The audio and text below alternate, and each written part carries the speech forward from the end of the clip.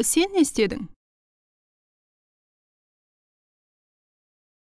Сен бүгін не істедің?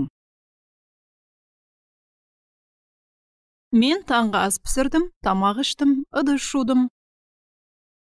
Ал сен не істедің?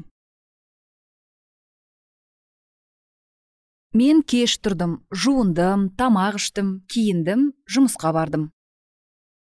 Кеше туған күнге бардың ба? Иә, бардым. Ислам келді, әдемі гүл әкелді. Сен не сыйладың? Мен сөмке сыйладым. Туған күн жақсы өтті. Жаттығу залына бардың ба? Жоқ, кітап оқыдым, кино көрдім, дем алдым. Сен сауда үйіне бардың ба? Иә, көйлек сатып алдым. Анам етік сатып алды. Құтты болсын.